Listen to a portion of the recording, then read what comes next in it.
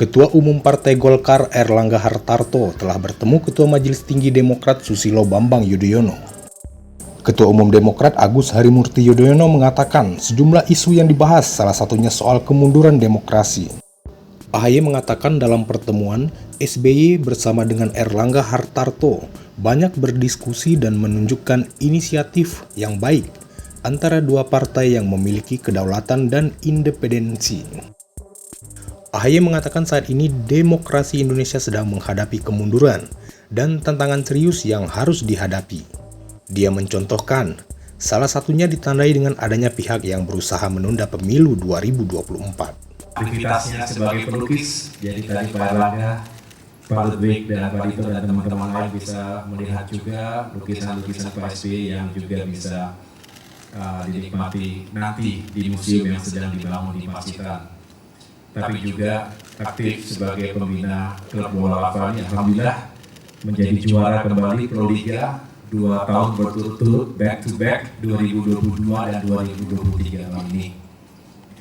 Sehingga tadi beliau lebih pada gagasan-gagasan besar karena bagaimanapun beliau terus terpanggil dan ingin terus menghadirkan pemikiran-pemikiran termasuk solusi-solusi yang baik untuk negeri kita.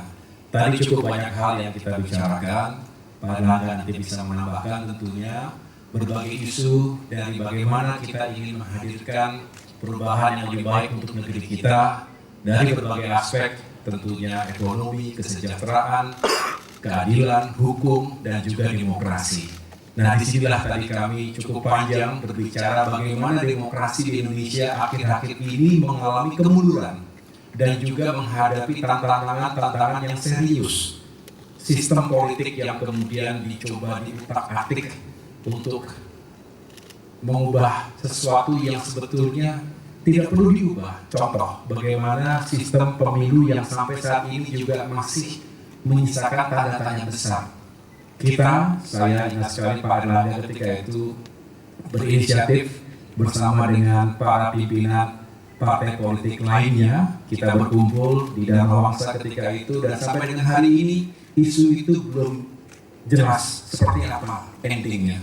Sistem proporsional terbuka atau tertutup. Kita tidak ingin demokrasi kita mundur jauh ke belakang karena perubahan sistem yang sangat fundamental ketika tahapan-tahapan pemilu sudah dijalankan. Ini sebetulnya keluar dari akal sehat kita. Dan marilah kita masih terus berusaha untuk mengawal agar jangan sampai terjadi perubahan yang tidak kita harapkan bersama. AHY menuturkan Demokrat dan Golkar sepakat agar demokrasi tidak semakin mundur ke belakang. Sementara itu, Airlangga Hartarto mengatakan Golkar akan terus membuka pintu silaturahmi dengan seluruh parpol termasuk Demokrat yang saat ini berada di luar pemerintahan. Tentu berada di pemerintahan dan Partai Demokrat sedang beroposisi. Kemudian dalam kontestasi pemilu, tentu Partai Golkar dari membentuk koalisi Indonesia Bersatu, Partai Demokrat dengan koalisi perubahan. Namun tentu saya menyampaikan bahwa Partai Golkar terus membuka silaturahmi dan dialog dengan partai-partai politik.